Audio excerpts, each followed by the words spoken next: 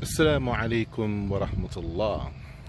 A thought came to mind with regards to how we are entering into our marriages here in the Americas and quite possibly broadly throughout the Western Hemisphere as well.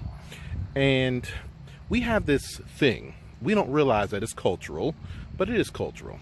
Here in the Americas, we have this thing when there is a Muslim woman who does not have a proper guardian, a proper wali, her father, her grandfather, her nearest male relative, preferably on her father's side of the family.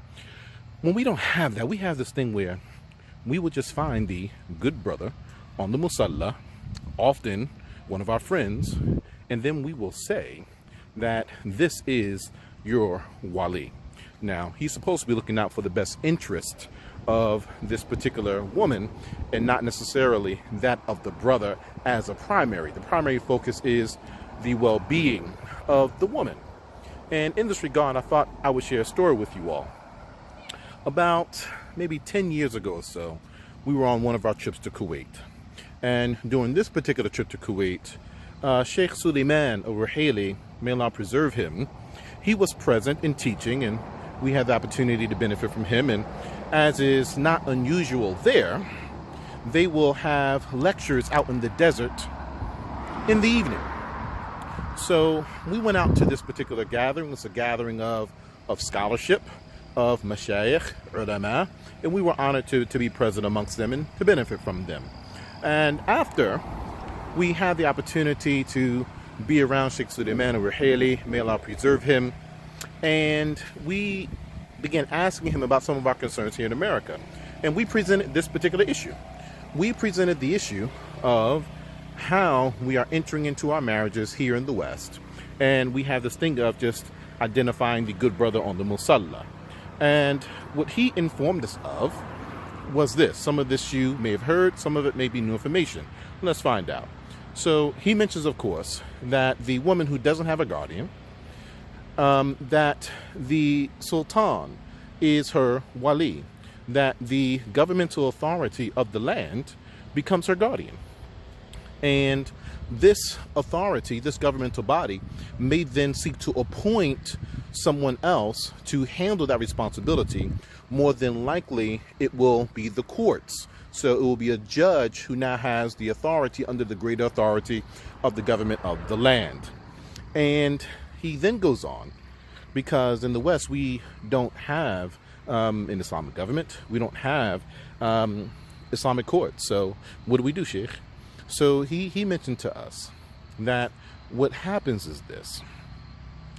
The Islamic center in the area and or the imam in the region, in the area, who is known and trusted for handling the affairs of marriage and divorce, then the authority defaults to this party.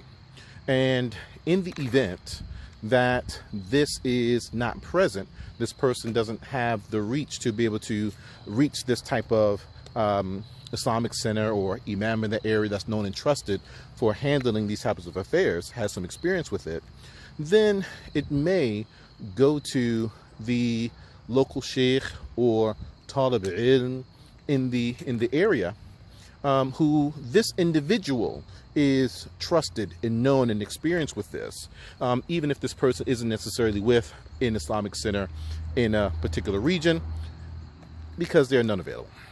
Then after that, then it goes to the rajulun salih. Then it goes to the righteous individual. And this individual is meant to be an individual who is tempered, who is experienced, who is trusted, and has integrity in the community, in the society in which this person lives, has good standing. And then the authority would then go down to this person concerning her guardianship.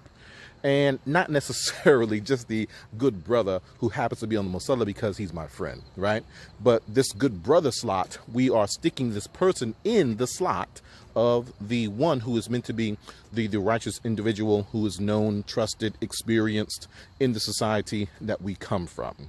And then the Sheikh mentioned something interesting. He said to inform the people of America about this and tell them that if they are not following this tiered structure, then they are placing the validity of their marriages under threat. Assalamu alaikum. Collect your thoughts.